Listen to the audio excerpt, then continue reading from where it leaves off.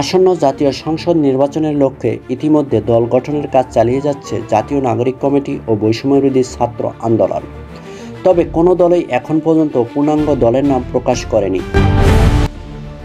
জানা গেছে, চলতি মাসের শেষে জাতীয় নাগরিক কমিটি ও বৈষম্যবিরোধী ছাত্র আন্দোলনের উদ্যোগে নতুন রাজনৈতিক দল আত্মপ্রকাশ করতে পারে, যেখানে যুক্ত থাকবে জুলাই গণ অভ্যুত্থানে অংশগ্রহণকারী শিক্ষার্থী ও তরুণরা। তবে এটাকে সামনে রেখে জাতীয় নাগরিক কমিটি ও বৈষম্যবিরোধী ছাত্র আন্দোলনের শীর্ষ নেতারা ইতিমধ্যেই তাদের নিজ নিজ এলাকায় যাচ্ছেন এবং স্থানীয় সামাজিক ও রাজনৈতিক সকল ধরনের কর্মসূচিতে তারা অংশ নিচ্ছেন।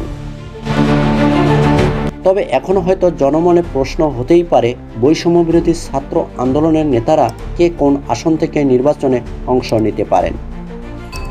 তবে গণমাধ্যমকে দেওয়া এক সূত্রে জানা যায়, নাগরিক কমিটির সদস্য সচিব আক্তার হোসেন রংপুর 4 আসন এবং মুখ্য সংগঠক সার্জিস আলম পঞ্চগড় 1 আসন থেকে নির্বাচন করতে পারেন। অন্যদিকে বৈষম্যবিরোধী ছাত্র আন্দোলনের আহ্বায়ক হাসনাত আবদুল্লাহ কুমিল্লা 4 আসন থেকে ত্রয়োদশ জাতীয় সংসদ নির্বাচনের লড়াই করতে পারেন।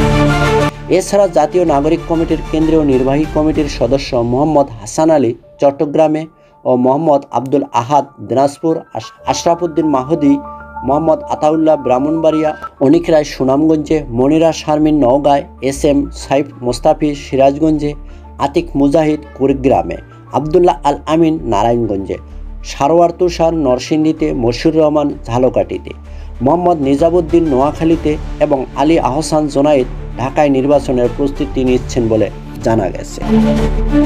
কেন্দ্রীয় সংগঠক মেজবাহ কামাল মুন্না খুলনায়, প্রীতম দাস হবিগঞ্জে, আবু সাইদ লিওন নীলফামারীতে এবং জাতীয় নাগরিক কমিটির নারী বিষয়ক সেলের প্রধান সাদিয়া ফারজানা দিনা রংপুরের নির্বাচনকে সামনে রেখে তরুণ ও যুব সমাজকে সংগঠিত করার জন্য রীতিমতো কাজ চালিয়ে যাচ্ছেন বলে